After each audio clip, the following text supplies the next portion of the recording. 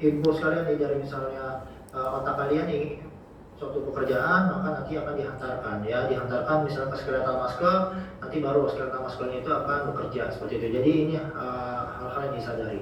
Namun kaitannya dengan fungsi cara kerja lain selain dari somatik itu ada otonom ya. Otonom adalah yang tidak disadari ya.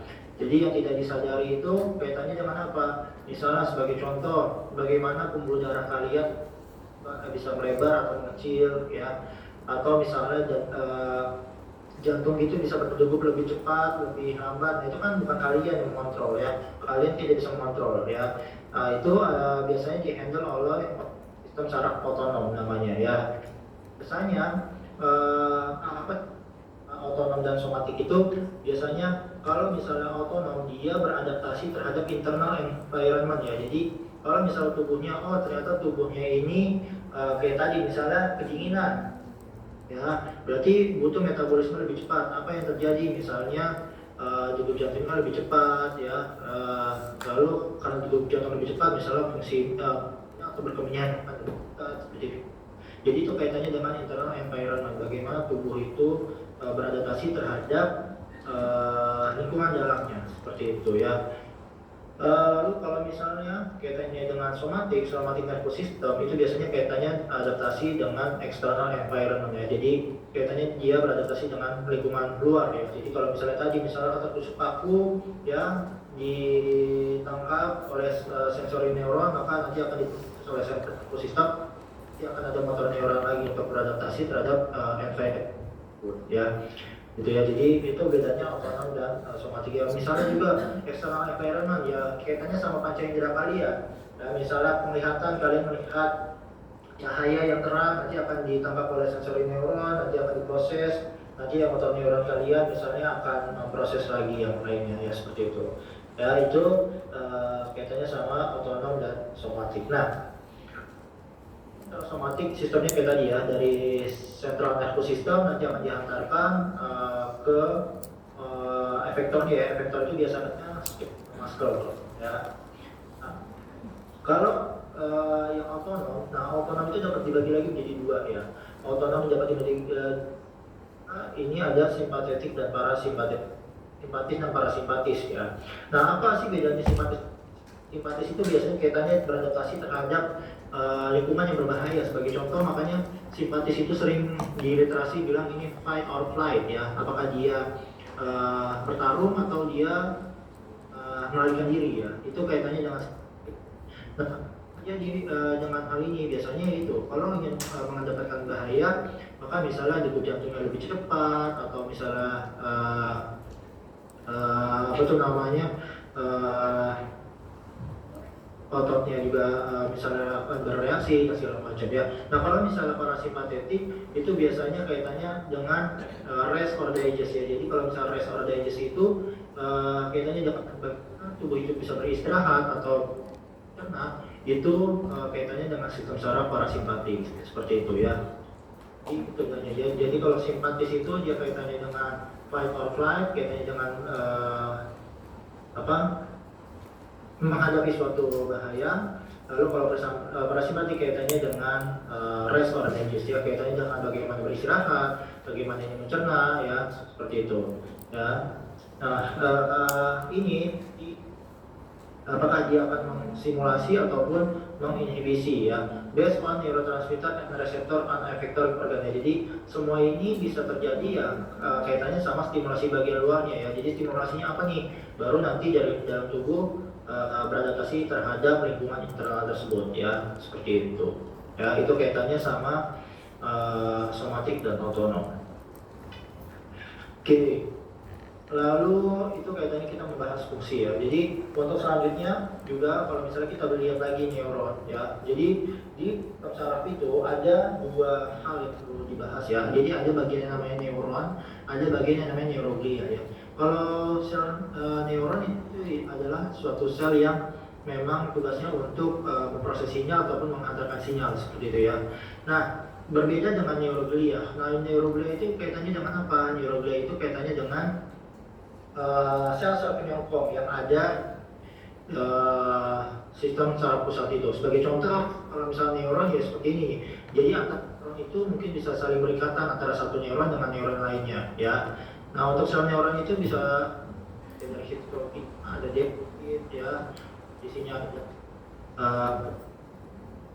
ada ini celah sinar, ini juga ada dendrit ya juga, dan di sini ini ada dendrit, ada badan sel ya, lalu di sini aksonnya. Nah itu ada yang misalnya memang dia dilindungi oleh sel-sel mielin ya, sel Schwann ya, yang di itu ada mielinnya, lapisan mielin. Nah daerah-daerah yang tidak mendapat mielin itu namanya nodus Ranvier ya, jadinya ada akson, itu adalah bagian dari neuron. Nah lalu apa sih bagian dari neuroglia ya? Kalau tadi neuron, sekarang neuroglia. Yang tadi ya, jadi neuroglia itu adalah sel-sel penyokong ya dari sel neuron tersebut. Jadi kalian bayangkan di suatu sel neuron ternyata di sini itu bukan daerah kosong ya, daerah sekitarnya neuron itu bukan sel-sel kosong, tapi dia ada sel-sel penyokong lainnya. Contoh-contohnya apa? Ada yang namanya oligodendrosit, mikroglia, dan astrosit ya. Ya, jadi ini salah sebagai contoh, ini mikroglia, ini astrosit, lalu ada oligodendrosit ya. Nah kita bahas satu-satu. Ya. Jadi kalau misalnya neuroglia, ya salah satunya di sini ada oligodendrosit, ini adalah membentuk lapisan. Jadi ada yang aksonnya itu langsung terselubungi oleh lapisan mielin, itu namanya sel Schwann ya, sel Schwann. Nah ini biasanya ada di peripheral nervous system ya. Jadi kalau misalnya apa sih yang membedakan antara peripheral nervous system dengan central nervous system adalah salah satunya di oligodendrosit ya. Nah kalau misalnya central nervous system itu ada oligodendrosit, jadi sel nukleusnya itu bukan berada di tiap-tiap mielinnya tersebut ya. Jadi ini saling terhubung sehingga nukleusnya itu ada di jaringan antara sel neuronnya tersebut. Itu adalah oligodendrosit. Dia membentuk lapisan mielinnya pada central nervous system ya. Jadi bisa dilihat di sini juga di central nervous system ya. Ada oligodendrosit, dia membentuk suatu lapisan mielin ya, membentuk suatu lapisan mielin ya. Tapi sel nukleus itu berada di antara selnya. Nah, tapi kalau bandingkan dengan peripheral nervous system, dia ada sel Schwann. Sel Schwann itu dia langsung berada di lapisan mielin terkait ya, menempel. Dia bukan berada di antara sel-sel neuron tersebut ya. Itu adalah oligodendrosit. Fungsinya apa? Fungsinya untuk membentuk lapisan mielin. Nah, sebenarnya mielin itu untuk apa sih? Nanti akan dibahas ya. Kenapa sih perlu mielin ya? Nanti akan kita bahas kenapa sistem saraf itu bisa menghantarkan sinyal secepat itu ya. Misalnya dari tangan refleks langsung bisa bergerak, ataupun kalian memikirkan sesuatu kalian bisa langsung bergerak menggerakkan tangan. Nah itu kenapa? Ya nanti akan kita bahas. Ini kaitannya sama biokimia juga. Dan lalu ada yang namanya glia. Glia ini adalah makrofag yang hanya berada di dalam central nervous system ya. Jadi kalau misalnya di jaringan ya, di jaringan itu ada sel untuk pertahanan tubuh yang sistemnya itu innate ya. Jadi kalau misalnya nanti kalian bahas sistem pertahanan tubuh itu ada innate, ada adaptif ya. Jadi ada yang bawaan, ada yang spesifik ya. Nah, kalau misalnya yang dia innate ya, bawaan, dia langsung bekerja tanpa perlu disensitisasi. Dia melihat benda asing, melihat kontrol. Nah, makrofag itu ada di jaringan luar, bisa di kulit atau di alveolus. Nah, sel-sel makrofag. Tapi makrofag yang ada di sel saraf itu namanya mikroglia ya. Jadi ini mikroglia sel ya. Itu fungsinya itu seperti makrofag ya. Jadi kalau misalnya ada benda asing, nanti ataupun misalnya ada patogen, nanti yang akan merespon terhadap hal tersebut adalah mikroglia tersebut ya. Itu kaitannya dengan mikroglia. Lalu yang ada di dalam central nervous system ya, yang sebagai neuroglia, itu ada yang namanya astrosit ya. Nah, astrosit ini adalah suatu sel yang sebagai sel penyokong utama ya. Bagaimana astrosit itu membentuk suatu struktur ya. Jadi ini benar-benar suatu sel yang berada di antara sel-sel yang lainnya yang sebagai membentuk suatu struktur. Dia juga menyokong penyerapan transmitter. Jadi kalau misalnya memang ada neurotransmitter, jadi gini, untuk menghantarkan dari satu sel ke sel yang lainnya, ya itu perlu ada yang namanya neurotransmitter. Neurotransmitter itu jadi stun. Jadi kalau misalnya kalian ingin bersurat misalnya dari A ke B, ya misalnya A ke B, suratnya itu bentuknya itu, pesannya itu yang membawa itu namanya neurotransmitter. Nah, kalau misalnya neurotransmitternya itu ternyata berlebih, misalnya A ingin memberi pesan kepada B, tapi B-nya nggak respon-respon nih, akhirnya A-nya ngeluarin terlalu banyak, seperti itu, misalnya suratnya kebanyakan. Nah, itu sebenarnya bisa akan mengganggu ya, seandainya sewaktu-waktu B-nya itu menerima, mungkin dia akan pusing atau bagaimana ya. Nah, itu ada perlu suatu mekanisme di mana dia itu ingin mendegradasi neurotransmitter atau pesan-pesan yang tidak dibutuhkan kembali. Itu kaitannya sama asterosid juga. Nah, lalu membersihkan potasium. Nah, kaitannya selain dari transmitter, di sini juga membersihkan potasium. Jadi potasium itu atau ion kalium ya K+, itu nanti yang akan berguna untuk persinyalan. Nah, salah satu tugas dari asterosid ini adalah membersihkan. Oke. Itu adalah bagian ya. Oke. Nah, lalu di bagian sistem saraf, blood brain barrier ya, sawar darah otak ya. Nah, sawar darah otak itu ini. Kalau misalnya kalian bayangkan di sel endotel itu sel-sel yang sel-sel yang membangun pembuluh darah ya. Kalau misalnya di pembuluh darah perifer, misalnya di pembuluh darah tangan kalian ya, itu biasanya hanya sel-sel endotel yang saling berikatan, misalnya endotel satu dengan endotel yang lainnya saling berikatan ya. Jadi kalau misalnya sel endotel ini terkena benturan, misalnya dia meregang, maka cairan yang ada di darah bisa keluar ya, bisa keluar ke daerah interstisial, ke daerah antar selnya. Nah, atau misalnya ada peradangan sebagai contoh, demam berdarah ya. Misal demam berdarah itu kan apa sih yang terjadi di demam berdarah itu? Jadi demam berdarah itu yang terjadi adalah adanya vasodilatasi ya, pelebaran dari pembuluh darah ya. Ada shock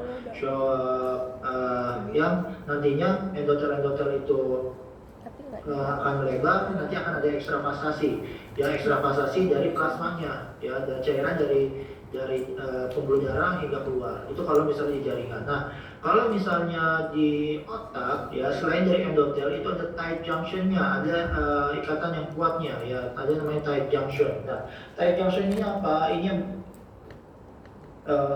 pembuluh darah di otak itu dengan pembuluh darah di jaringan yang lainnya. Alhasil apa? Nggak semua misalnya bakteri ataupun zat-zat asing itu bisa keluar masuk ke otak. Itulah kenapa Allah membentuk sedemikian rupa organ-organ penting kita dilindungi ya. Agar apa? Agar tidak hal-hal yang tidak diperlukan atau rusak itu bisa langsung dihambat ya oleh blood brain barrier ini ya. Makanya ini kaitannya dengan apa juga ya. Jadi misalnya ada beberapa obat ya yang bisa menembus blood brain barrier ya, atau ada beberapa obat yang tidak bisa menembus blood brain barrier juga ya. Itu kaitannya di sini juga ya. Nah, ini kalau misalnya sel-sel komponen molekul seperti gas itu dia bisa keluar masuk secara simpel, difusi ya. Nah, lalu kalau misalnya memang dia ini dengan bantuan apa ini namanya channel itu bisa keluar masuk juga ya. Jadi perpindahannya. Lalu untuk perpindahan dari blood brain barrier ini bisa kaitannya dengan ion transport ya. Nah, tapi ini dia lack of penetration dan juga penetrasi. Jadi ini daerah sini itu nggak bisa ditembus ya. Jadi akan sulit untuk molekul-molekul besar itu keluar masuk ya. Jadi butuh kaitannya nanti akan kita bahas kaitannya dengan channel tersebut ya. Perlu ditekankan di sini adalah blood brain barrier itu membatasi apa yang ada di pembuluh darah bisa masuk ke dalam interstisial atau ke dalam daerah sentralnya. Nah, oleh karena itu perlu kita bahas ada yang namanya ini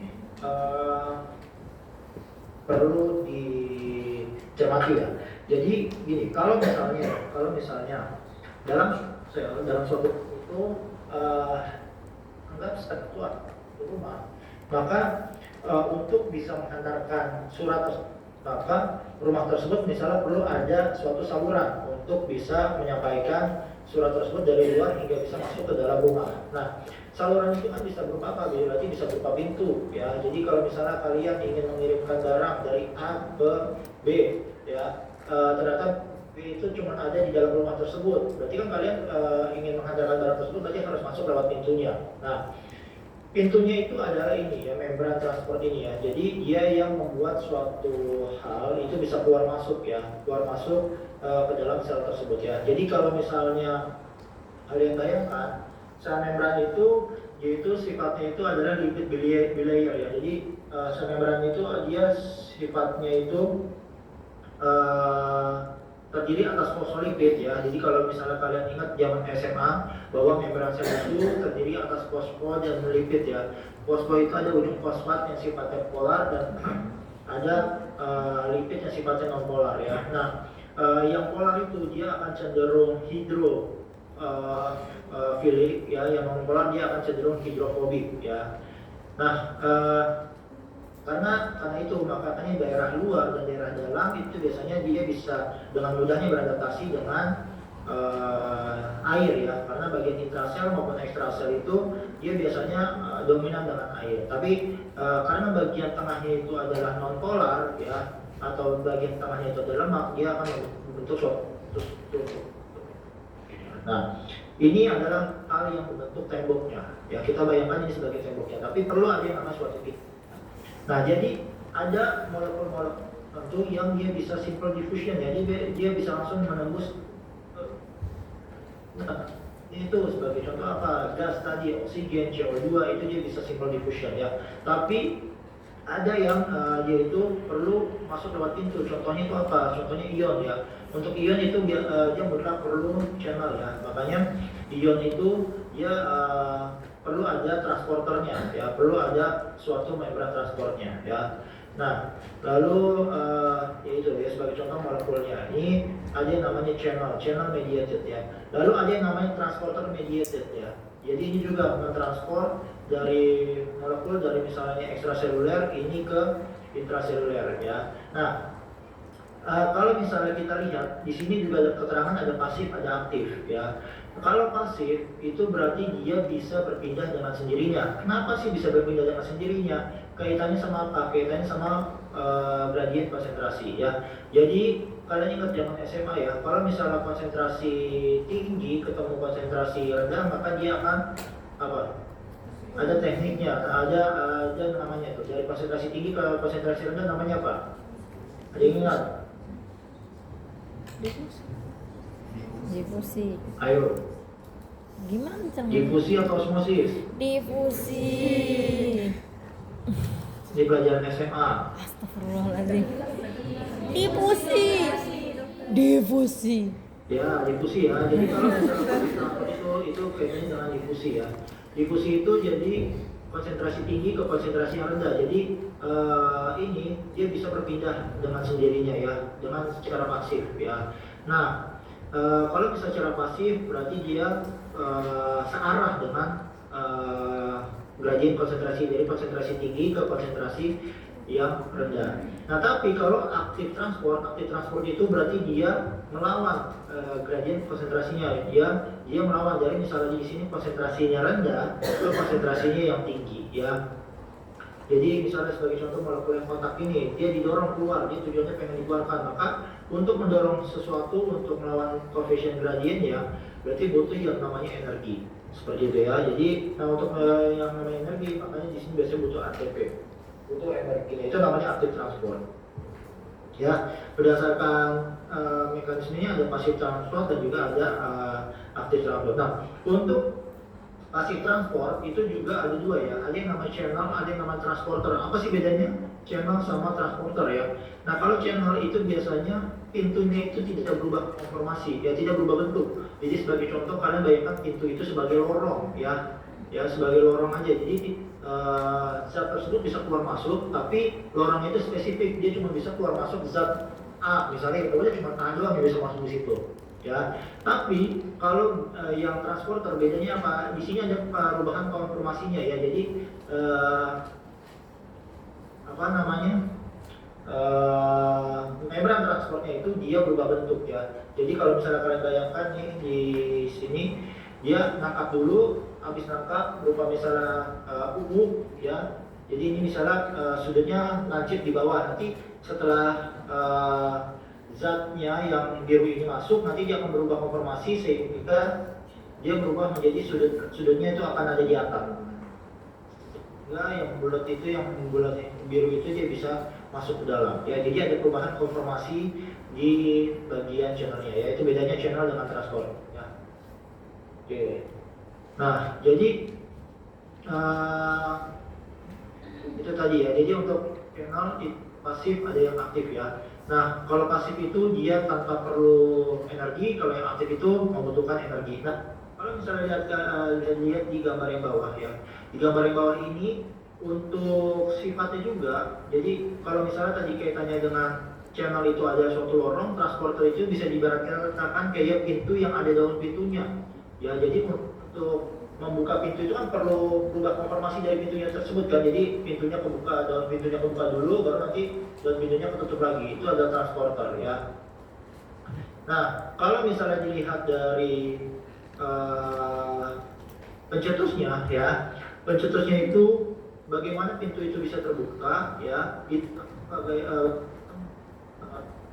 ya, jadi ada voltage gate channel ya. Jadi voltage gate channel itu ada suatu channel yang akan terbuka pada saat titik tertentu. Jadi akan ini ya. Jadi harus dipahami karena ini berkaitan dengan materi ya. Jadi voltage gate ini dia akan pada tegangan listrik tertentu. Jadi kalau misalnya kalian bayangkan ini itu, jadi pintu itu tuh ada macam-macam, ada macam bentuknya. Ada yang pintu tegangan listrik, ada pintu yang perlu misalnya ini extracellular ligand, perlu kunci misalnya ini ibarat katakan ya. Jadi perlu kunci kalau misalnya ada ligandnya atau terbuka. Kalau nggak ada ligandnya, ligan itu ya, suatu molekul yang menempel ya, spesifik membran transport tersebut baru dia terbuka ya. Atau ligan itu bisa dari ekstraseluler, bisa juga dari intraseluler. Kalau bisa dari intraseluler, dia berharap ini bisa terbuka sehingga yang dari luar juga bisa masuk ya. Jadi ini kenapa bisa kayak gini ya, ini kaitannya dengan mekanisme komunikasi ya. Untuk mengkomunikasikan kan kunci pintu bisa ada kunci pintu yang dari luar, ada kunci pintu yang dari dalam ya. Kaitannya dengan seperti itu. Nah, lalu ada pula kaitannya dengan mechanical gate. Mechanical gate ini jadi kaitannya dengan gate ini bisa terbuka secara mekanik ya. Jadi selain tadi kaitannya sama tegangan listrik, kaitannya sama ligan, lalu kaitannya sama ligan bisa dari ekstraseluler atau intraseluler, ternyata bisa juga dari mechanically. Jadi gini nih, kalian bayangkan sentuhan ya. Jadi kalau misalnya kalian beri tekanan kepada kulit kalian, nah ini kan secara mekanisme, secara mechanically kan dia bisa mengantarkan suatu sinyal. Nah, kenapa bisa mengantarkan suatu sinyal? Tiba-tiba, tapi kaitannya dengan ada suatu channel yang terbuka secara mekanisnya tersebut ya. Jadi kalau misalnya kalian tekan tangan kalian tekan kulit kalian, di situ ada suatu channel yang terbuka sehingga bisa ada molekul atau ion yang masuk, sehingga ion yang masuknya itu yang nantinya akan menghantarkan sinyal ke sistem saraf kalian, sehingga kalian bisa merasakan oh ini ada tekanan pada bagian tangan, oh ini ada tekanan pada bagian wajah seperti itu. Itu mechanically gate ya. Nah, lalu kaitannya dengan ion channel ya yang tadi ya. Jadi yang secara pasif itu ada namanya leak channel ya. Leak channel itu jadi dia suatu channel yang dia leak itu bocor ya. Jadi dia selalu terbuka tanpa adanya mekanisme tertentu. Jadi kalau misalnya memang koefisien gradiennya itu lebih tinggi, maka dia akan masuk ya secara pasif ya, kaitannya dengan prinsip difusi ya. Itu leak channel. Ada ligan gate ya, jadi dia perlu kuncinya juga. Ada voltage gate channel yang kaitannya dengan apa? Dia membuka pintunya bila ada di tegangan tertentu ya. Nah, kalau misalnya ion channel yang aktif itu biasanya pump ya. Jadi misalnya nanti kalian akan sering mendengar misalnya natrium kalium ATPase atau sodium potasium ATPase, itu sama ya. Kenapa namanya ATP ase? Karena dia membran transport itu butuh ATP. Ya, itu menandakan bahwa suatu aktif transport, ya, suatu membran transport yang membutuhkan energi. Nah, kalau misalnya namanya membutuhkan energi, dia melawan gradien konsentrasinya, seperti itu ya.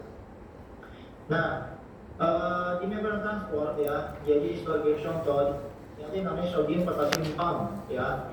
Ya, jadi dia mempunyai sifat itu memompa natrium ya dari dalam keluar itu sebanyak 3. Kalau misalnya jadi gini, ada yang namanya transport itu, ada yang namanya antiporter, ada yang namanya simporter ya. Jadi kalau misalnya kalian ingin mengirim, misalnya ada mengirim pesan satu arah dari A ke B selesai. Tapi ada juga orang yang ingin menyampaikan sesuatu dari A ke B, tapi B-nya harus juga mengirim ke A, itu namanya antiporter. Jadi dari intraseluler ke ekstraseluler ataupun ekstraseluler ini harus ada zat yang ditukar. Seperti itu namanya ya. Tapi ada juga yang channel itu namanya simporter. Simporter itu jadinya channel ini akan terbuka, misalnya natrium dan kalium ini sama-sama masuk ya. Itu namanya simporter. Itu kaitannya sama jenisnya aja. Tapi kalau di jenis sodium potasium pump ini dia berlawanan ya, dia antiporter. Jadi untuk mengeluarkan natrium 3 maka dia harus memasukkan kaliumnya 2 ya. Nah, ini butuh ATP. Kenapa? Karena nah ini kalau misalnya perlu kalian tahu, bagian ekstraseluler ya, bagian ekstraseluler itu lebih banyak natrium atau lebih banyak kalium? Natrium. Ayo, ini penting, ini kepake terus nantinya ya. Ekstraseluler lebih Ekstra. banyak natrium atau lebih banyak kalium? Natrium. Natrium. Natrium. Kalium betul. Kalium. Ayo, Kalium. ekstraseluler. Kalium.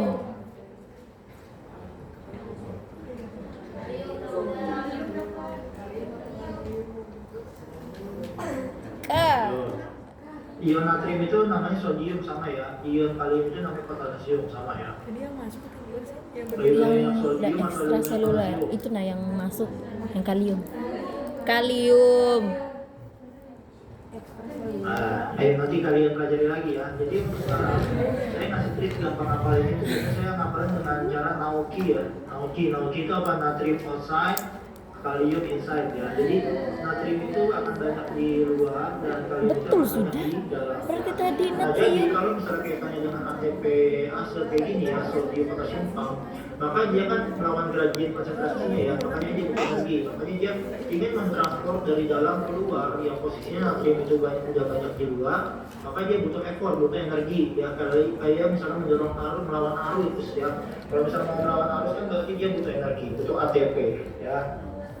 Sama kaitannya dengan kalium kan akan banyak di dalam ya. Ini kan melawan arusnya si kalium, makanya dia butuh ATP juga ya, seperti itu. Oke, ini sodium potasium pump ini yang nantinya akan berkaitan dengan potensiasi ya, bagaimana tubuh itu atau sel saraf itu punya resting membran potensial yang nantinya bisa beradaptasi terhadap sinyal ya.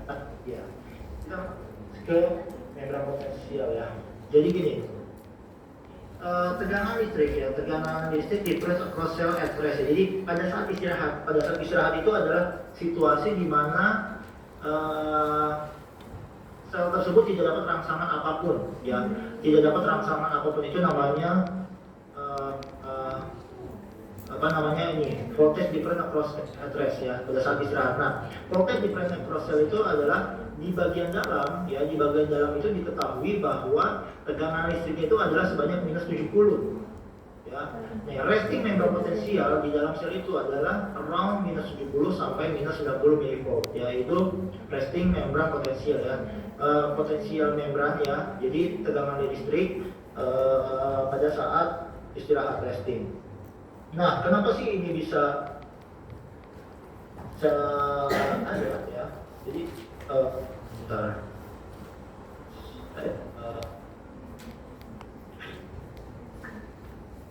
Kenapa sih ini bisa mencapai seperti ini? Kali kita awali sebentar, saya nambah satu slide aja dulu ya.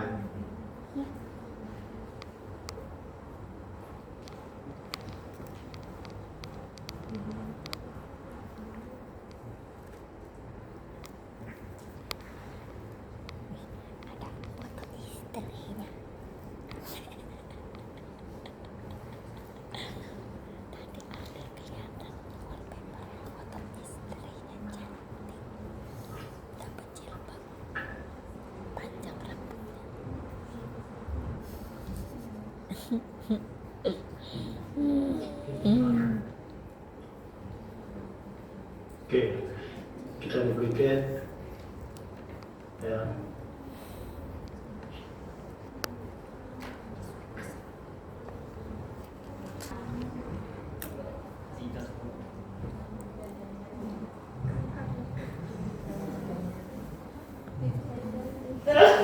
Halo,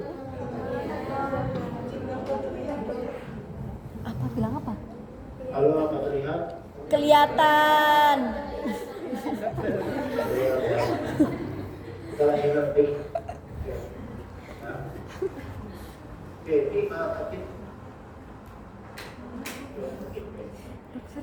ya sekarang kita kan bahas kaitannya dengan project minus 70 hingga minus 90 ya. Oke. Nah, jadi kalau misalnya ibarat katakan suatu sel ya, Izin dokter, malah sekarang nggak terlihat dokter. sel itu ya. Tadi terlihat, sekarang tidak terlihat dokter. Oke. Nah, di sini butuh channel namanya ya. Sekarang lihat. Oke. Tidak terlihat. Kita bayangkan ini adalah suatu sel ya. Terkunci. Kita bayangkan ini adalah suatu sel ya. Bukakan.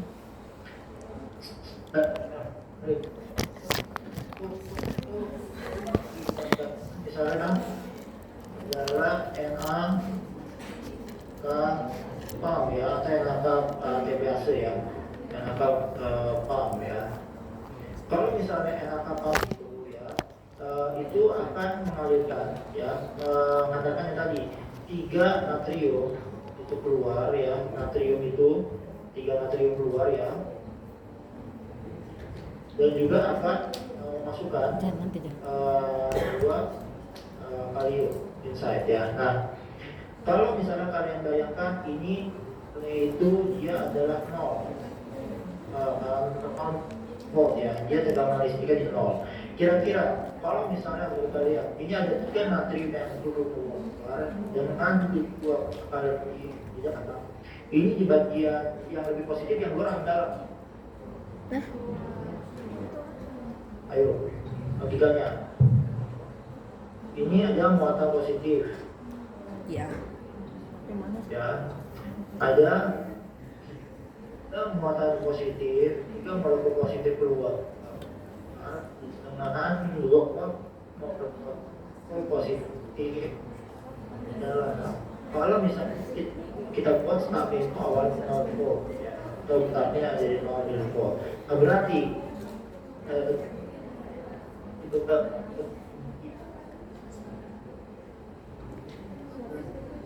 Maaf dokter, terputus-putus dokter. uangnya akan Jelek jaringan dokter. Ayo. Kita bayangkan tadi, kita bayangkan ini adalah suatu sel ya. Kita bayangkan ini adalah suatu sel ya. Nah, di sini ada satu channel ya. Ada suatu channel ya. Channel ini bernama natrium, kalium, atau natrium, kalium, TPase bersama ya. Nah, tadi sifatnya natrium, kalium, PAM itu dia sifatnya itu bisa memasukkan ya, bisa mengeluarkan 3 natrium atau 3 sodium ya, dan memasukkan 2 potasium ya. Nah, sekarang yang pertanyaannya adalah apabila ada NaK PAM ini ya, apabila ada NaK PAM ini, kita ibarat katakan awalnya di intraseluler itu 0 mV ya. Kalau misalnya ada ya 3 natrium keluar dengan 2 kalium ke dalam, yang lebih positif itu luar atau dalam? Wow. Yang lebih positif itu luar atau dalam? Luar. Pertanyaannya itu, yang lebih positif luar atau dalam? Luar, dokter. Apa jawabannya? Luar. Lebih positif mana? Luar. Ya.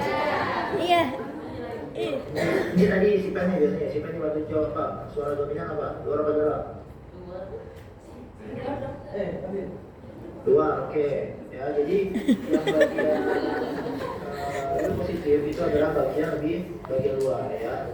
Maka kalau misalnya di bagian luar itu lebih positif, maka bagian dalam itu dia akan lebih turun. Bentar, mana nih? Oke, maka di bagian dalam itu akan lebih negatif ya. Sehingga di sini misalnya sebagai contoh dia akan turun sampai misalnya minus 5 milivolt ya, seperti itu ya. Milivolt. Karena di bagian ada 3 natrium dengan 2 kali yang masuk ya. Jadi akan lebih positif bagian luar dibandingkan dengan bagian dalam. Lalu yang kedua, kalian perlu bayangkan di sini setelah ada NaK ini ya, di sini akan ada yang namanya kalium leak channel ya. Kita masuk ke kalium leak channel ya. Kita akan masuk kalium leak channel ya. Nah, kalium leak channel, leak itu artinya apa? Kebocoran ya. Jadi kalau misalnya kalium leak channel, maka di sini akan ada kebocoran. Nah, pertanyaannya sekarang, kalau ada NaK pump terus-terusan ya, dipompa ke dalam. Nah, berarti kaliumnya logikanya akan banyak di dalam atau akan banyak di luar? Apa tadi bilang? Kalium terus dipompa ke dalam sel. Ya, kalium itu akan banyak di dalam atau akan banyak di luar sel? Banyak dalam. Ayo. Di Jawab aja.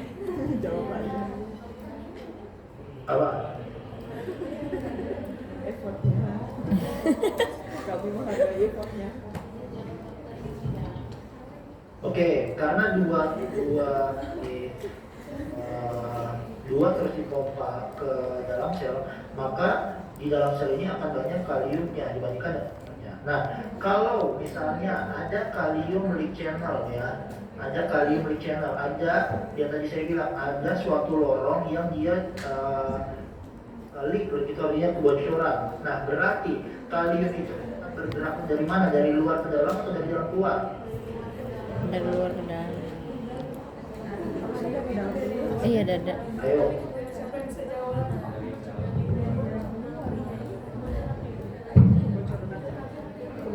Kalau kita bahas kalium leak channel, kalau misalnya tadi kalium akan banyak di intra, nah berarti arahnya itu kalium itu nanti akan dari dalam ke luar sel atau dari luar sel ke dalam sel?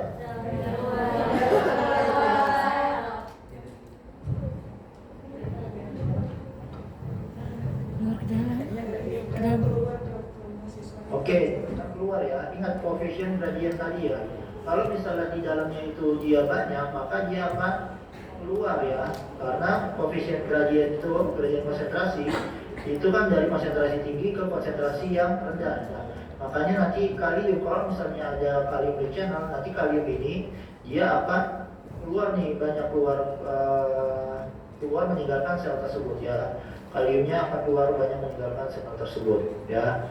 Nah, kalau yang jadi percatatan adalah kalium ini ya, dia itu kan bersifatnya kation ya. Kalium itu sifat kation ya. Nah, kalium itu ya, dia kan muatannya dia positif ya. Yang namanya muatan positif itu akan selalu mencari muatan negatif ya. Kayak berpasang-pasangan, positif akan dengan negatif dengan anionnya ya. Anionnya. Nah, anionnya itu biasanya biasa dalam bentuk protein atau bisa dalam bentuk fosfat ya. Nah, bisa dalam bentuk protein, bisa juga dalam bentuk fosfat. Nah, kalium ya atau potasium ini di dalam sel selalu berikatan dengan anionnya. Dia berikatan dengan anionnya nih. Selalu ada anionnya. Nah, karena karena karena kaliumnya ini berpindah keluar terus, maka nanti di sini anionnya itu akan sendirian. Jadi di sini nanti mana nih penghapus, oke. Maka di sini nanti anionnya akan sendirian, dia jadi nggak ada pasangannya karena karena kaliumnya pada keluar semua. Nah, karena dia keluar semua, alhasil dia meninggalkan suatu zat yang bersifat anion, bersifat negatif. Nah, protein itu dia menyumbangsi muatan negatif sekali. Makanya kalau misalnya awalnya tadi karena ada NaK pump itu dia jadi -5, maka kalau misalnya kaitannya sama channel ini, maka dia bisa sampai -90 milivolt karena dia meninggalkan anionnya nih, anionnya pada sendiri di sini. Ya, karena yang tadi kalium banyak dipompa ke dalam, lalu ada kalium rich channel, kaliumnya itu akan berpindah dari dalam keluar karena konsentrasi di dalam akan lebih tinggi sesuai dengan koefisien gradiennya, dari dalam itu akan keluar melalui leak channel tersebut. Ya nih. Nah, at intraseluler kalium itu attached to anion, dalam contoh dia ada protein. Sehingga kalau misalnya dari dalam ini keluar, maka dia akan meninggalkan anionnya, meninggalkan proteinnya itu. Nah, anion ini mensumbangsi elektron negatifan yang tinggi. Makanya kalau misalnya di -5, maka dia bisa sampai di -90 milivolt ya. Ini satu lagi, ini ditangkap dulu ya. Nah, lalu ada leak channel berikutnya. Leak channel berikutnya itu adalah natrium leak channel ya. Natrium leak channel. Nah, natrium leak channel ini ya berarti kira-kira posisi, kalau tadi kita bahas kalium, ion kalium. Sekarang kita bahas ion natrium. Berdasarkan NaK pump ini, sekarang ion natrium akan banyak di luar atau akan banyak di dalam? Mana? Nah, ion natrium akan banyak di luar ya. Ion natrium akan banyak di luar ya. Nah, kaitannya dengan leak channel berarti ion natrium ini akan masuk atau ion natrium akan keluar, dari dalam akan keluar. Kalau dia sifatnya adalah leak channel.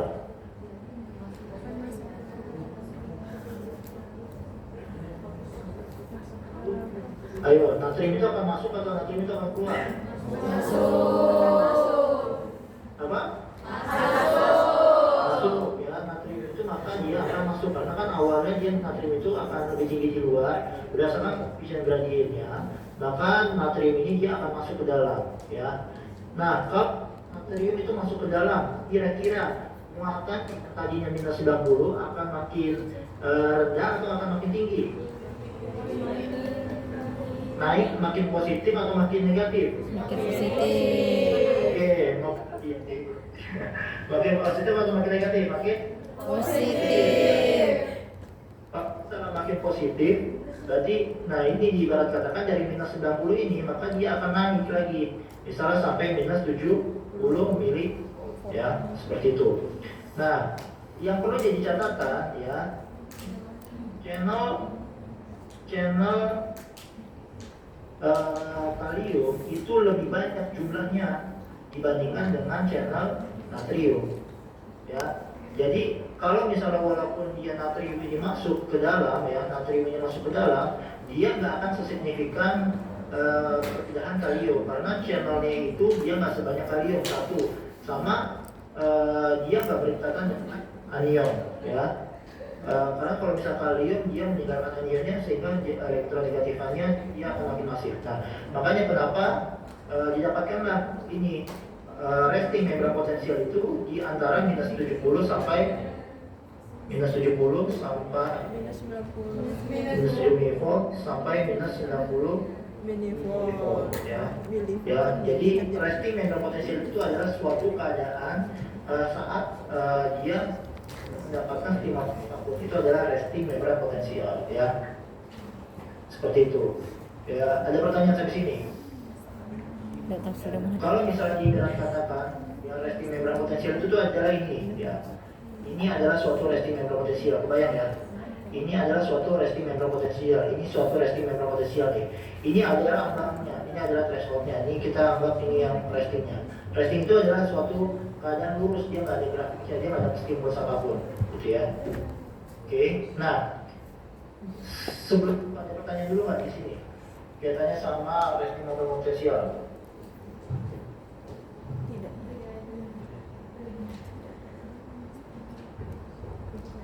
Oke, aman ya? Aman ya, oke. Kita lanjut ke gradient potensial. Nah, potensial yang tadi berupa resting nih, berupa daerah yang apa ya? Berupa daerah yang lurus ya, yang dia minus 70. Kita anggap restingnya itu di minus 70 ya. Ya. Dia bisa akan ada depolarisasi ya, atau namanya EPSP. EPSP itu adalah excitatory postsynaptic potensial ya. Jadi ini membuat depolarisasi. Polar itu artinya negatif. Jadi kalau depolar itu artinya tidak menjadi negatif. Berarti dia naik atau turun? Dia menjadi positif atau menjadi negatif? Menjadi positif. Depolarisasi. Positif. Oke, jadi karena dia depolar, polar itu kalian ingat selalu, polar itu adalah artinya negatif. Berarti kalau depolar berarti tidak menjadi negatif, berarti dia akan naik. Nah makanya itu grafiknya dia naik nih, ya depolarisasi itu grafiknya naik. Lalu ada yang namanya hiperpolarisasi ya. Jadi yang dari minus 70 itu, ya dia hiperpolarisasi makin negatif, makin positif berarti. Negatif. Nah, makin negatif ya, berarti dia grafiknya itu ya, jadi ini dia turun ya, oke. Itu ada hiperpolarisasinya makin turun. Nah, kenapa itu bisa dihantarkan itu karena mekanisme ada yang namanya threshold. Jadi thresholdnya itu adalah di minus 5 milivolt.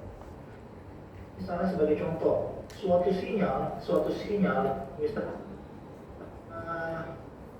ada teman kamu ya memakai parfum ya, mencium parfum tersebut, tapi orang belakang nggak mencium parfum tersebut. Kenapa bisa terjadi? Bisa jadi orang yang depan dia sudah mencapai threshold sehingga di sebelahnya itu, tapi orang yang belakang dia mungkin terpapar zat molekulnya di hidungnya, kan ditangkap yang olfaktorius di hidungnya. Itu tertangkap, tapi dia belum bisa mencapai ya, itu artinya ya, kebayang ya.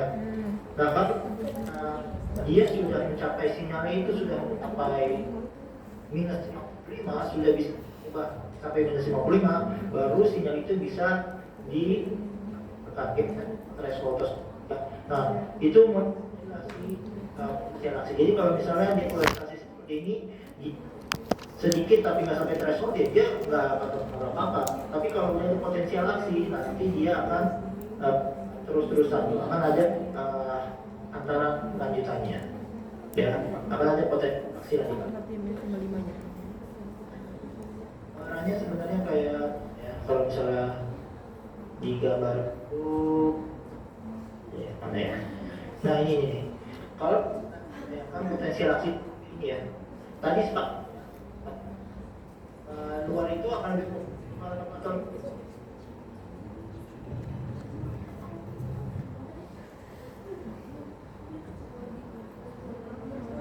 ayo dan luar itu akan lebih positif atau lebih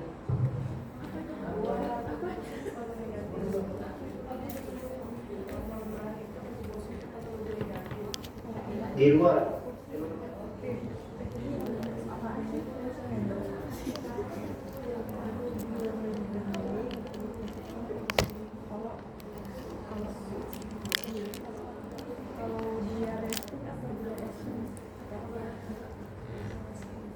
Positif atau lebih negatif? Apa sih pertanyaannya? Kalau di luarnya. Kalau resting di luarnya positif. Oke, luar lebih positif ya. Makanya misalnya yang tadi enggak mananya. Misalnya kalau nggak ada sini di Ini sini. ya.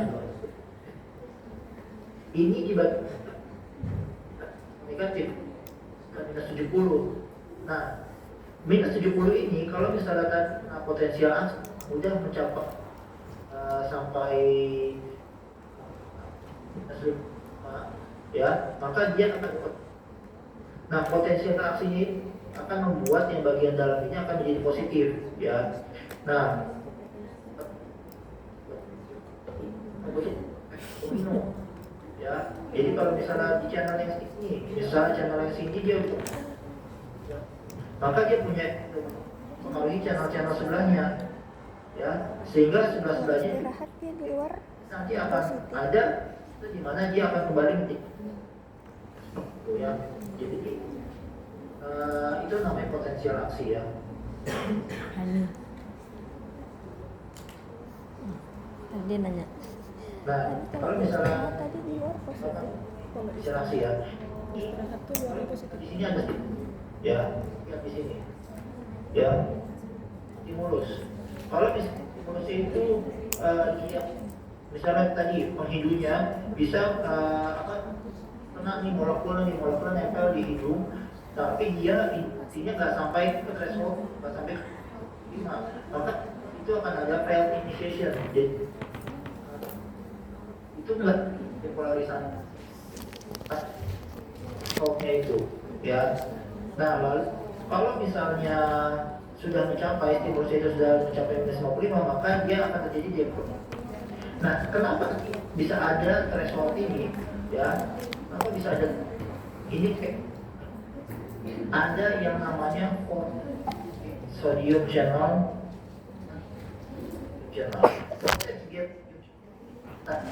depolarisasi. Kalau voltage gate ini kaitannya repolarisasi ya. Voltage gate sodium channel dengan depolarisasi ya, polarisasi itu makin ya turunnya. Jadi ini voltage gas sodium channel ya yang tapi voltage gas potassium channel perannya itu di sini. Kasih kembali tuh, jadi meningkat. Nah, voltage gas sodium channel itu dia akan saat ada tegangan listrik tertentu ya. At resting potensial nih, at resting 70 dia untuk dia ya. Tapi saat misalnya dia di 50 plus 30 di minus 50 sampai positif 3, dia natriumnya ini kebuka. Sehingga apa yang terjadi kalau natrium ini kebuka, maka natrium ini akan masuk ke dalam sel. Nah, sehingga membuat apa? Membuat yang bagian yang awalnya sini misalnya positifnya itu di luar ya, di sini dia positifnya di ekstraseluler. Maka kalau misalnya ini udah kebuka, di sininya malah akan di dalam selnya itu, positifnya malah akan di dalam sel. Karena apa? Karena minus 50. Nyari apa sih? Ini Lupa. awalnya di sini udah 50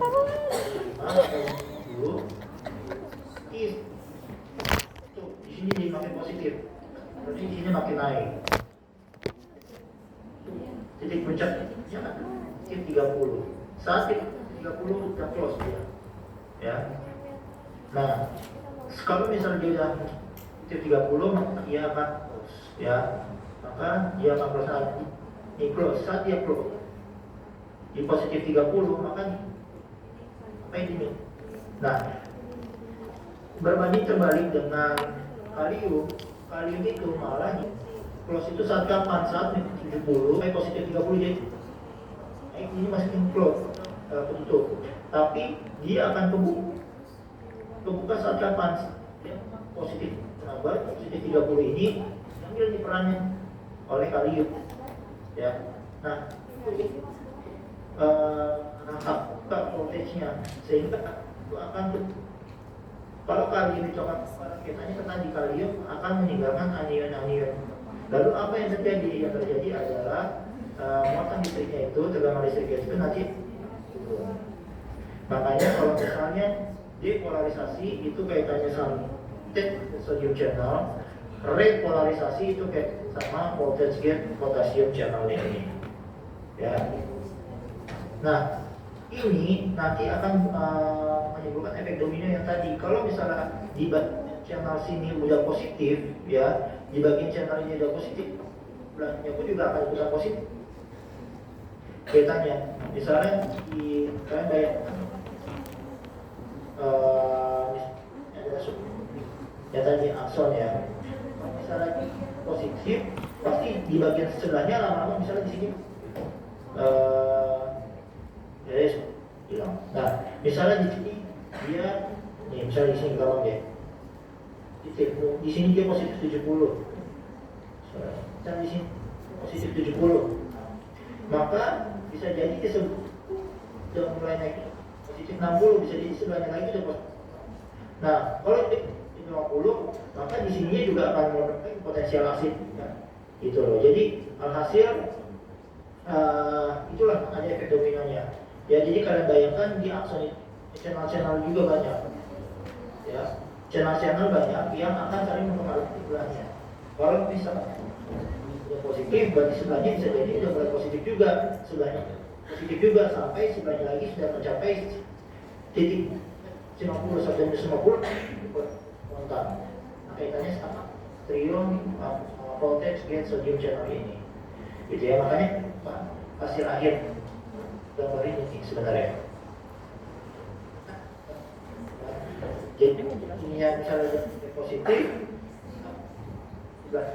tapi kalau misalnya di positif 30 di bawah, maka dia mulai itu sodium gate channelnya diambil alih sama kalium, makanya ya, positif. Nah, bagian belakangnya, nah itu proses transfer itu dapat Tapi kalau ada gangguan elektrolit imbalans. Misalnya kalian ada hipokalemi atau hiponatremi, nah berarti kaitannya sama persis.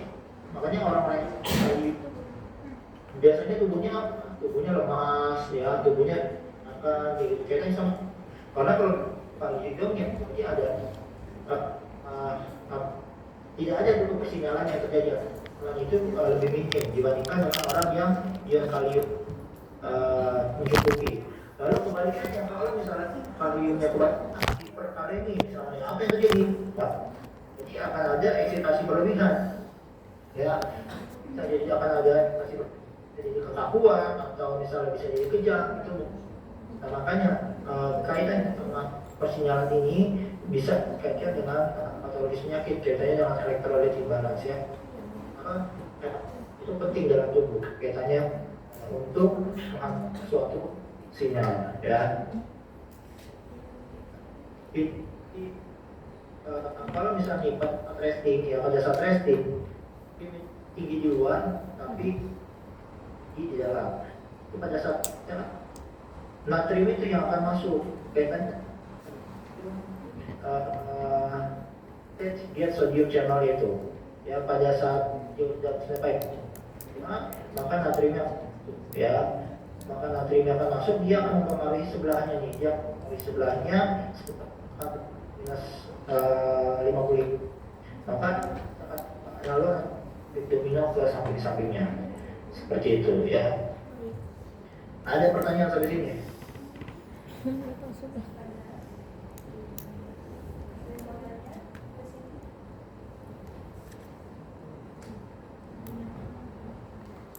Ayo, ini yang Mas Hari nggak ngerti ini, Pak. karena putus-putus. Memang ya, makanya bilang di awal, ya, sistem saraf itu latihan khusus, ya, karena kita lagi ilmu kedai ini, ya, jadi masa butuh membayangkan, ya, begitu.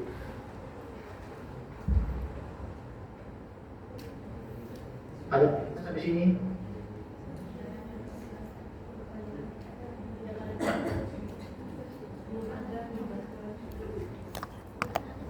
Ya. Oke, pertanyaannya coba cek review. Saat depolarisasi yang lebih bergerak, yang lebih voltage gate sodium channel atau voltage gate potassium channel? Sodium. dan depolarisasi. Sodium.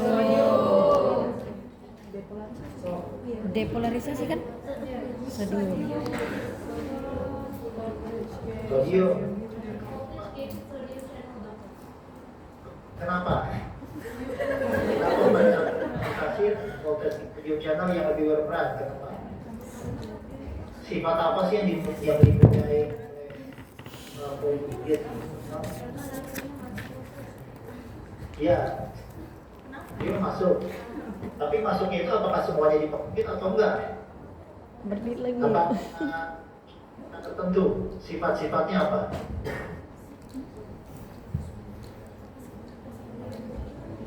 Sifat apa? Ayo, ada yang bisa jawab. Apa sih sifat si voltage gauge? Jawira.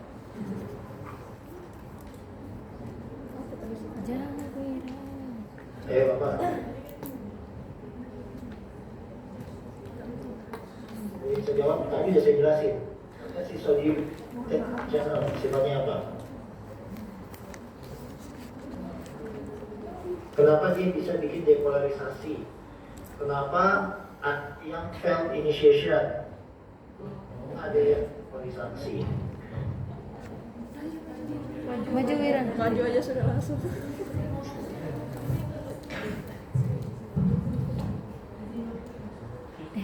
Ya.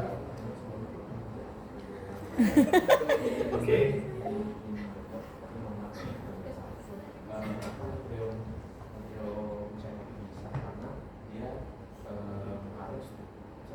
Dia sifatnya dapat menentukan apabila menyentuh threshold dan apabila tidak sampai pada threshold atau 25 volt maka dia akan jadi out of seperti itu. Oke.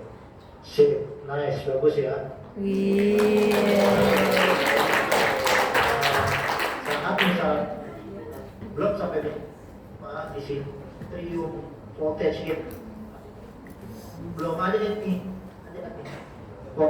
gate channel sodiumnya itu belum bekerja, tapi dia mulai bekerja itu kalau misal ini ya, dia coba setelah di ambang thresholdnya itu. Jadi kalau misalnya dia di bawah 25, dia nggak kebuka tuh sodium voltage gate channelnya. Itulah yang menyebabkan failed initiation ya. Itulah yang menyebabkan dia gagal berinisiasi. Apa? Misalnya yaitu kaitannya sama yang paling gampang ya. Oh ini kok di sini mencium aroma parfumnya, tapi di bagian belakang nggak mencium ya. Kaitannya mungkin yang belakang initiation. Itu bisa terinisiasi sehingga dia bisa mencapai thresholdnya ya. Oke. Nah semua itu dari sini gimana ya? Oke.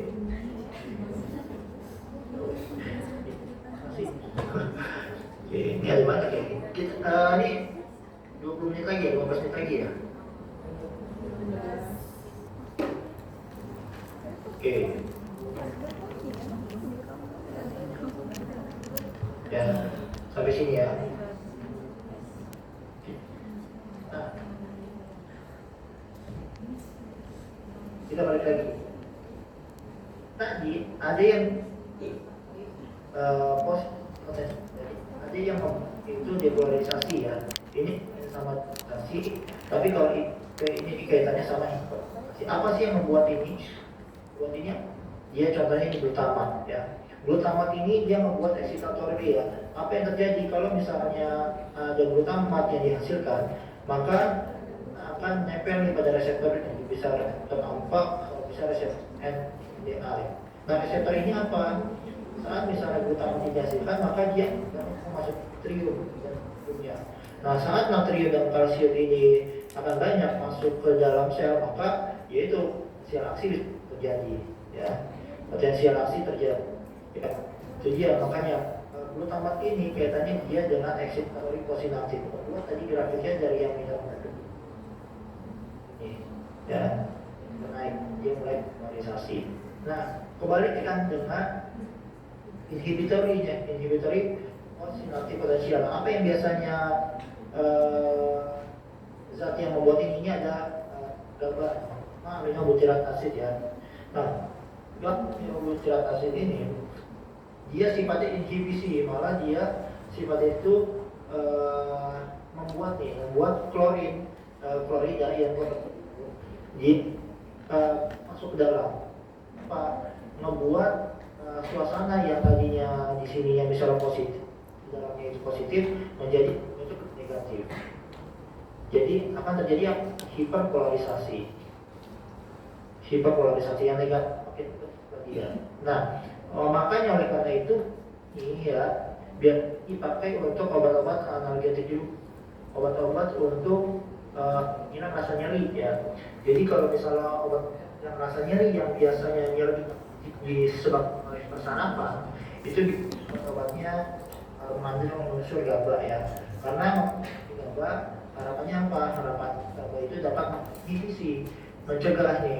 mencegah atau membuat bagian possinaptiknya itu akan makin negatif ya. Gitu. Makanya ada obat namanya gabapentin ya, itu salah satu contoh.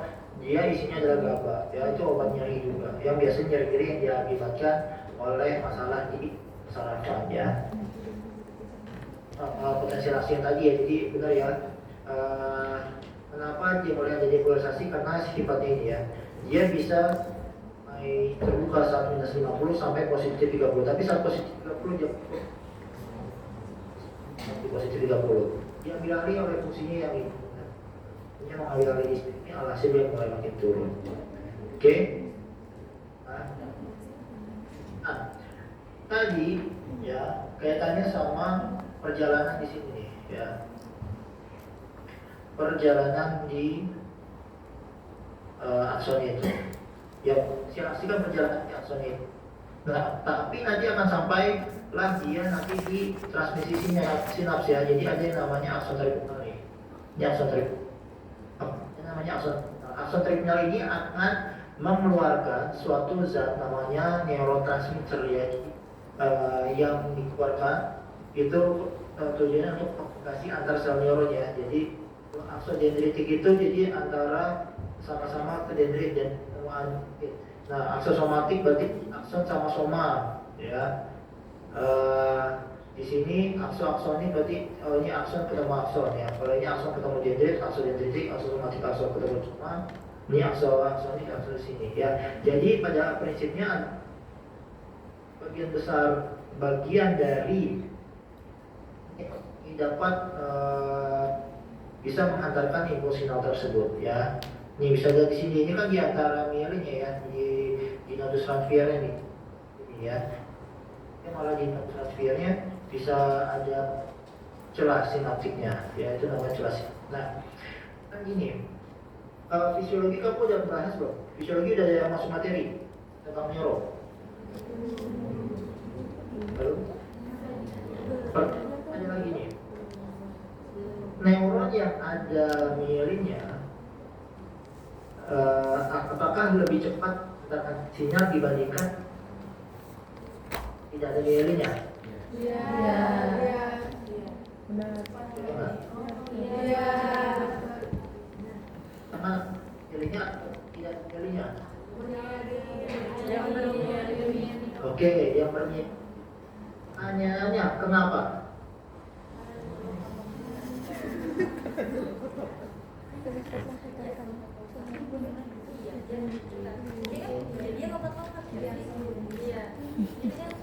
Ayo, otak.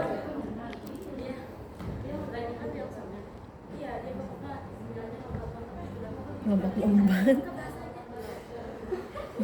Dia itu mempercepat proses impuls saraf. Lompat-lompat. Bisa didefinisikan nggak? Lompatnya itu gimana sih? Memang kalau di fisiologi kan saya lompat-lompat ya. Tapi kadang bisa nggak definisikan lompat-lompat itu sebenarnya apa sih?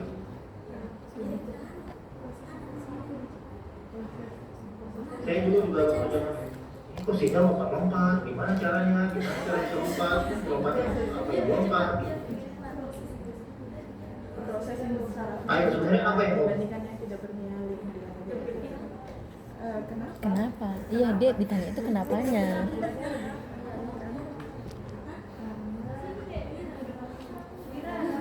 Oke, saya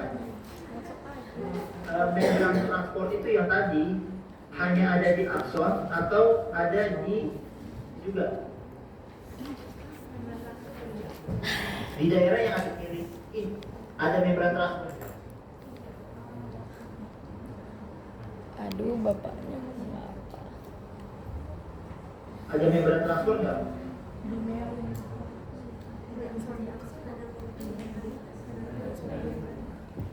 Ada apa enggak? Bukan, ya.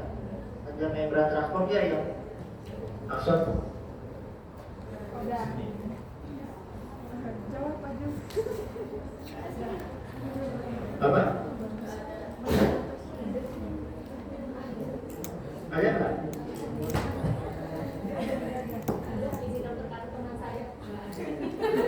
Nggak ada, benar ya. Jadi ini nggak ada ya.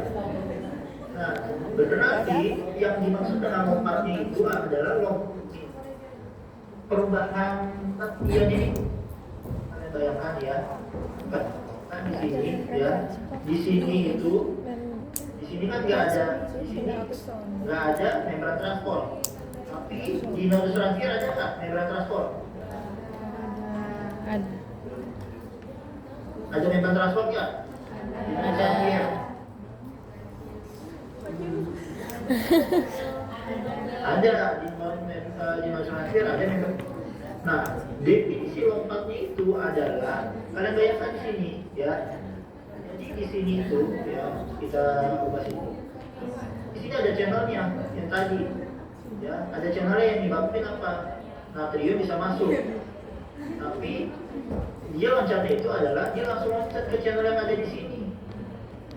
Ya, jadi masuknya natrium di akson yang ini dia akan mempengaruhi langsung ke channel yang sebelahnya yang loncatnya itu ke daerah yang nggak ada ke daerah yang ada channelnya lagi. Kebayang nggak? Itulah definisi loncatnya. Makanya kalau misalnya di sini udah kebuka, di sini akan kebuka lagi di sini. Di sini akan kebuka lagi, di sini akan kebuka lagi. Bedain sama halnya yang bedakan dia misalnya sama yang ini nih.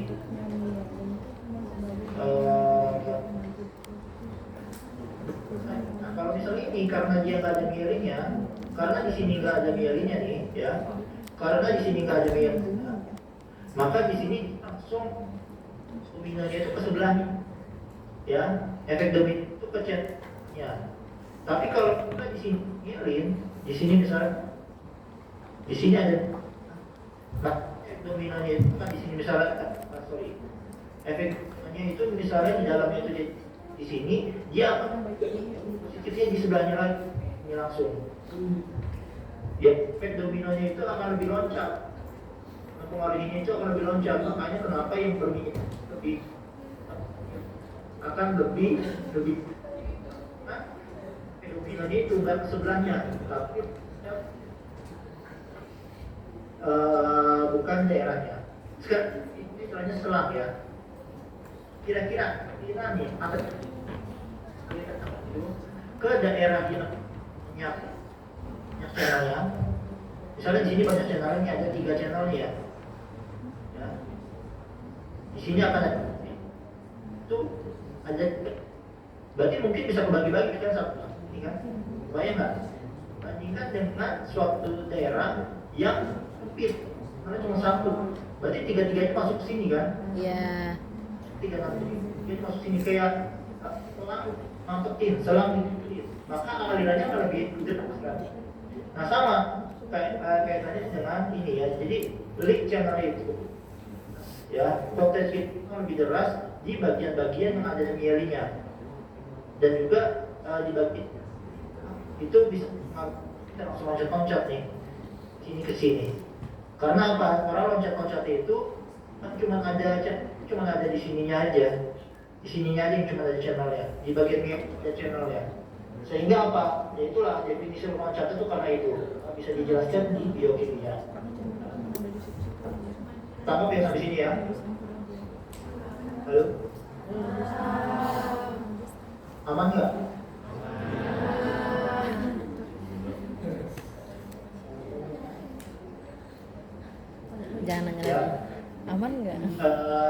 definisi loncatnya adalah itu ya. Jadi karena di bagian myelin itu di membrannya, sehingga proses pengaruhnya itu langsung loncat di akson yang tidak ada myelinnya, seperti itu.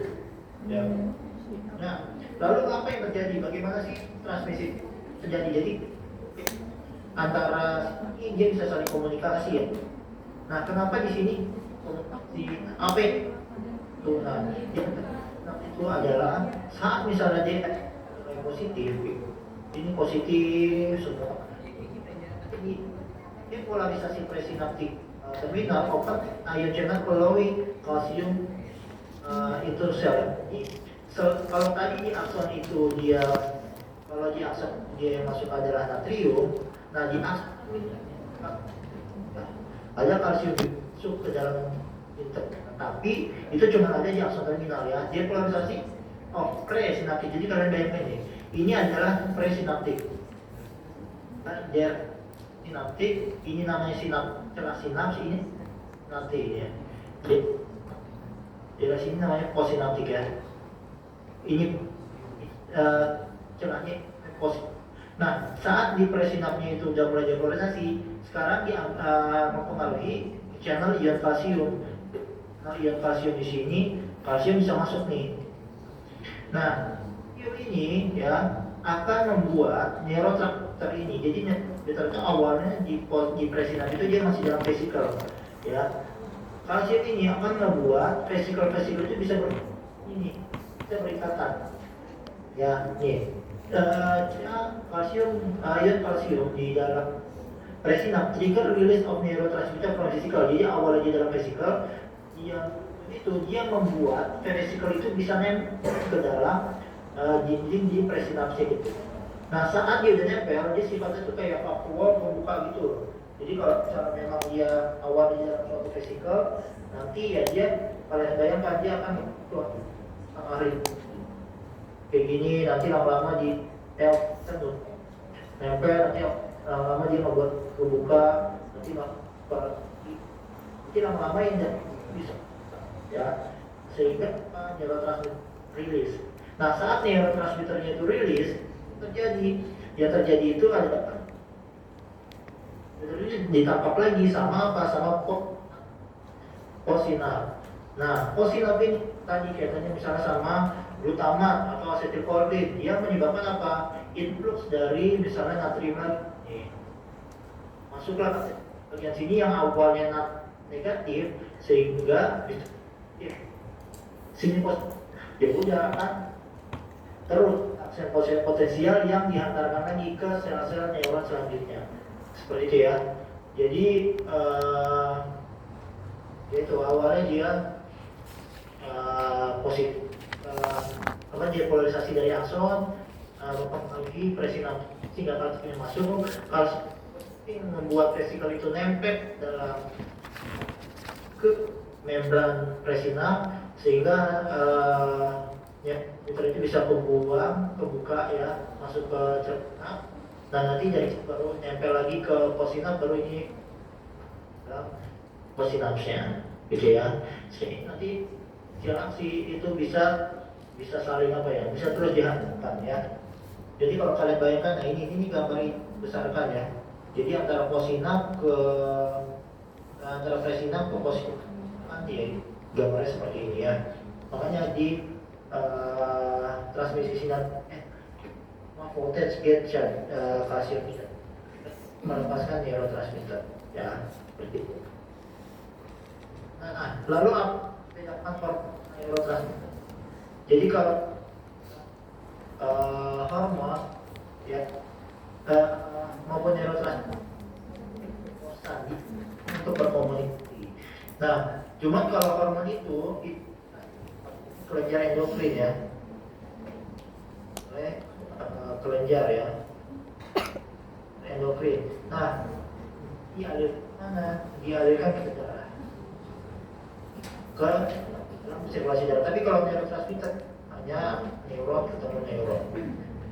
Nah, karena hormon dia dialirkan dalam darah, maka efek hormon itu berkomunikasi dia sifatnya ya.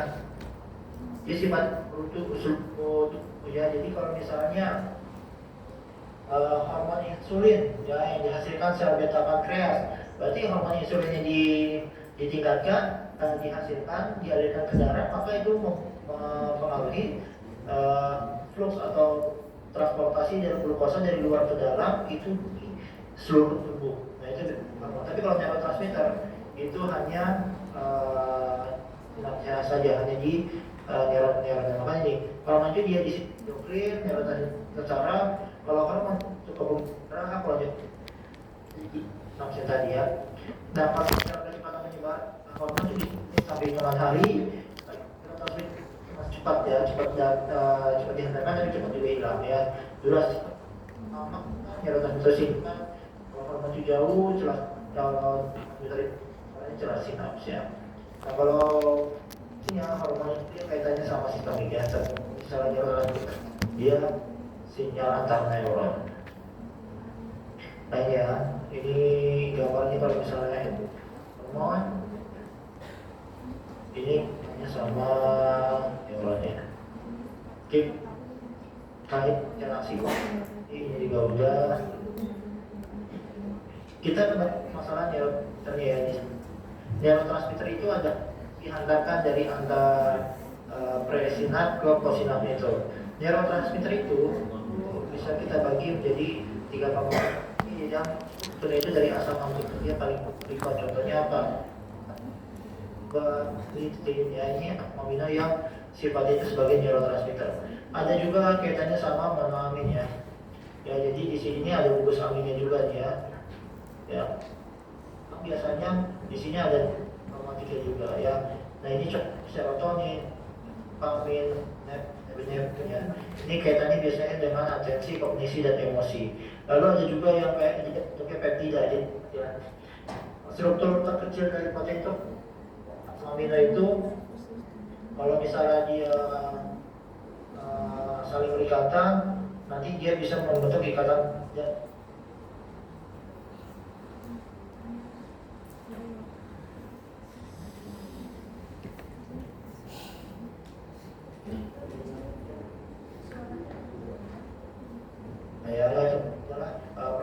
Protein itu adalah kumpulan-kumpulan dari asam amino yang makin banyak ya.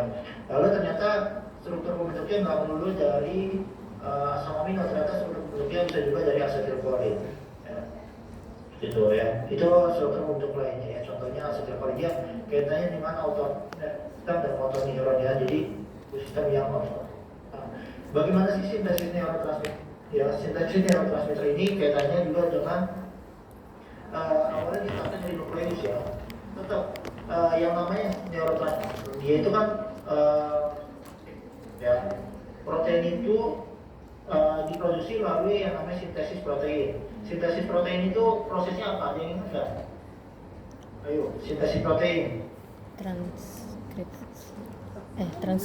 Ayo. Transkripsi translasi. Sintesis protein itu prosesnya ada apa? Startnya dari mana? Ayo adik mana?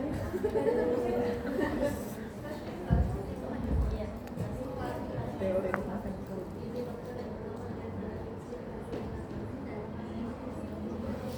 Ya, jadi itu ada transkripsi dan ada transkripsi ya. Transkripsi mRNA kan mRNA transkripsikan menjadi suatu ya. Nah,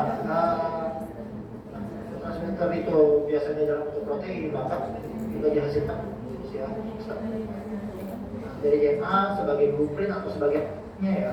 Dia lalu nanti yang hantarkan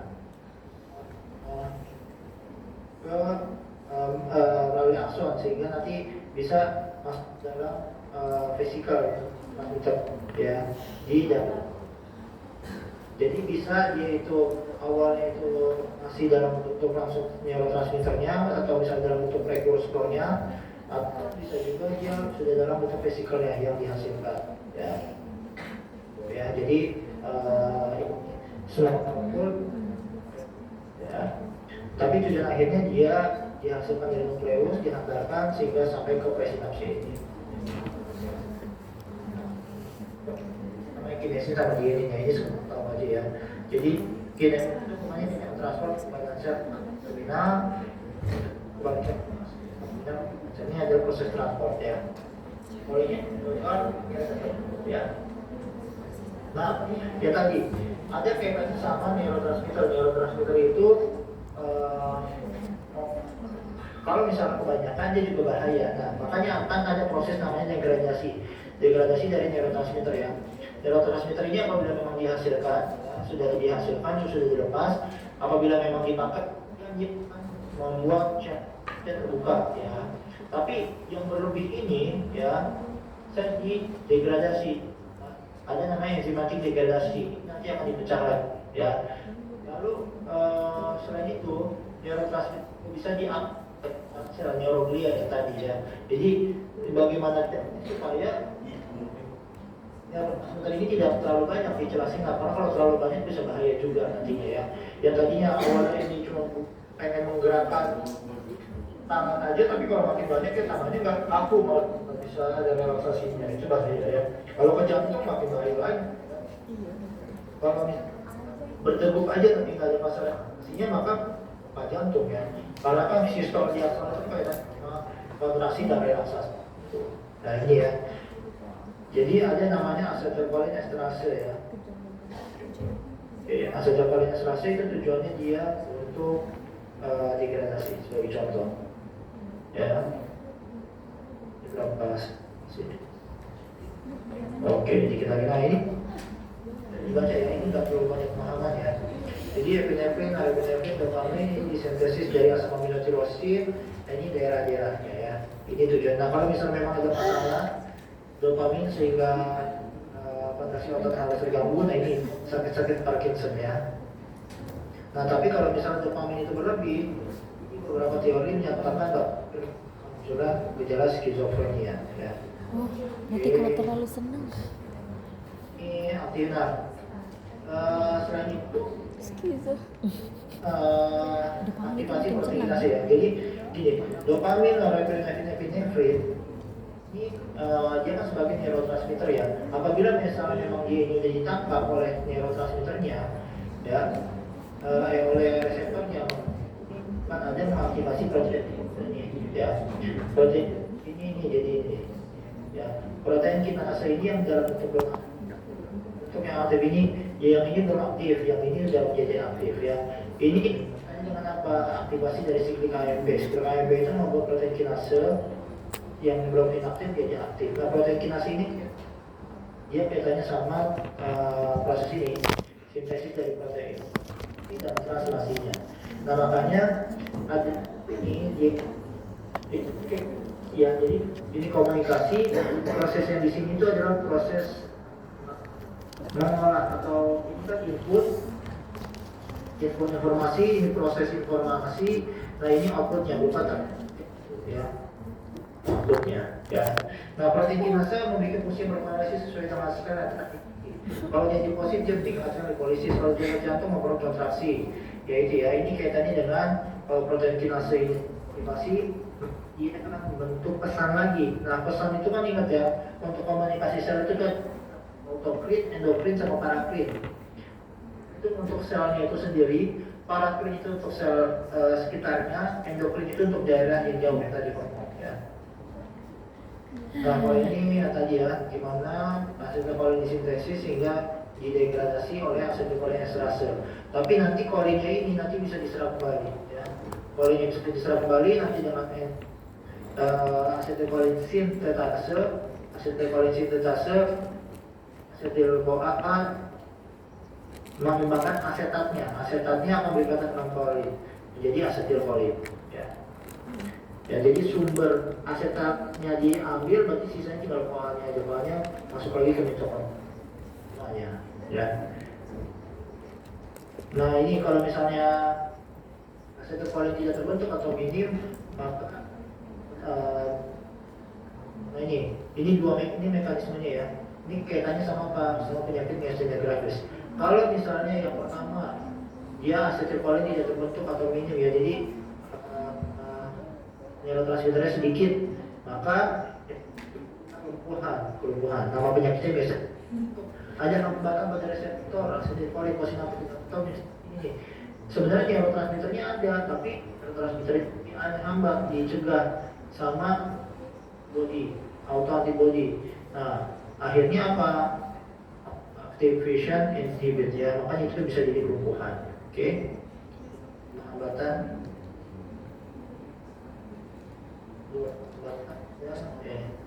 hambatan pada posinatif ya.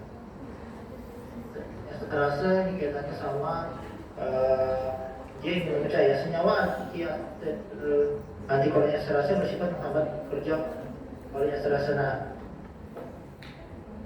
jadi buat pecah. Tapi kalau antikolinesterase berarti dia menghambat sehingga asetilkolin tidak bisa dipecah. Akibatnya apa? Tertimbunlah dia makin banyak ya. Nah, ini dipakai untuk obat-obat miastenia gravis. Tadi yang pertama tadi, karena di sini dia asetilkolinnya sedikit, di sini kan asetilkolinnya sedikit ya. Kalau asetilkolinnya sedikit, jadi penyakit namanya miastenia gravis. Nah, ada obat yang membuat meningkatin asetilkolinnya ditingkatin. Gimana caranya? Ya jangan dipecah. Jangan dipecah oleh siapa? Oleh kolinesterase, obat anti kolinesterase. Ya, dia stigma digunakan untuk pengobatan miastenia gravis. Nah, ini ada kaitannya sama esterase sintetik nih, ya. Jadi ini anti kolinesterase, ya kayak apa yang dibuat insektisida tuh kayak misalnya Protangaria, Baygon dan segala macam. Itu ini Disopropyl, Gasara, ini adalah anti kolinesterase sintetik. Jadi dia menghambat. Kalau esterasenya dihambat ya asetilkolin akan makin banyak. Asetilkolinnya akan makin banyak, bikin apa? Bikin kontraksi terus. Di otot jantung ya bisa berhenti. Seperti itu ya. Atau ini ada yang memblok reseptor asetilkolin seperti kelumpuhan. Rajinkan buntar menutup channel sehingga juga kelumpuhan ya. Oke. Nah, serotonin ini kaitannya disintesis asam amino triptofan kaitan ya. Nah, serotonin ini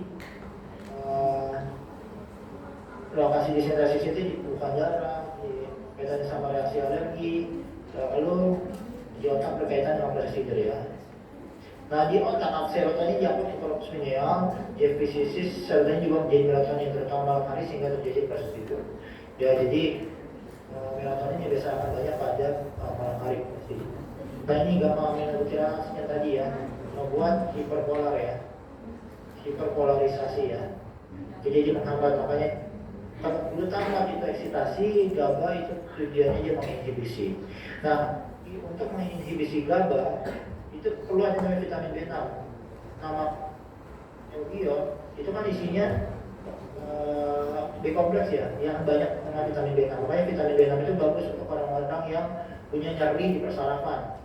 Sehingga bisa mensintesis GABA makin banyak, sintesis GABA makin banyak, apa yang menginhibisi atau dia membuat negatif ya. Depolarisasi dibikin hiperpolarisasi. Ada obat yang mensintesis GABA, contohnya benzodiazepin. Dia sedatif dan bikin dia tidur, hipnotik, anti ansietas ya. Jadi dia tujuannya menginhibisi persarafan itu. Ini kaitannya sama reaksi alergi, sama juga kaitannya sama makanya obat-obat lambung itu salah satunya ada dari H2 ini. Ya, nah ini H1 konversi. Ya, ini sama antihistamin ya. Oke, sudah lewat waktunya nih. Ada pertanyaan?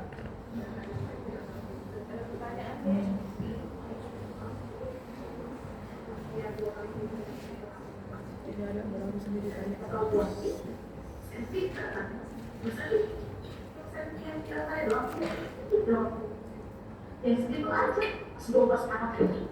Oke, ada pertanyaan?